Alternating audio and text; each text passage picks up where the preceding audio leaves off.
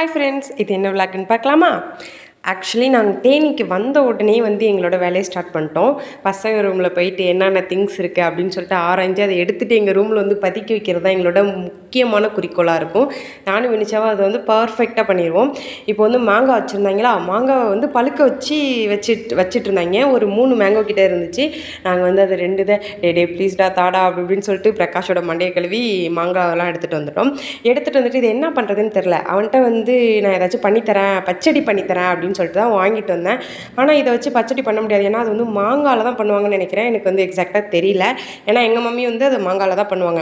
சரி, ஓகே, ஏதாச்சும் ட்ரை பண்ணுவோம் அப்படின்னு சொல்லிட்டு அதெல்லாம் எடுத்து ஸ்கின்னெல்லாம் ஃபில் அப் பண்ணிவிட்டு அதுக்கப்புறம் அதோட பியூரேவை மட்டும் எடுத்து அடுப்பில் வச்சு அப்படியே இது பண்ணிவிட்டு ஜீனி நெய் அதெல்லாம் போட்டு இது பண்ணி ஃபுல்லாக ஒரு கெட்டி ஆகிற வரைக்கும் வச்சுருந்தேன். வச்சுட்டு அதை வெயிலில் காய வச்சு ஈவினிங் போல் பீஸ் போட்டு சாப்பிட்டோம். செம்ம டேஸ்ட்டு, செம்மையாக இருந்துச்சு.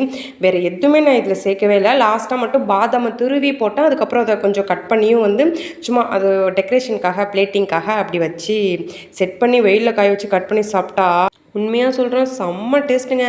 லிபியாவுக்கு கூட எனக்கு இன்னொரு டைம் செஞ்சு தர சொன்னாங்க. உதயாவும் சுரேந்திரனை தவிர இது எல்லாருமே நல்லாயிருக்கு சொன்னாங்க.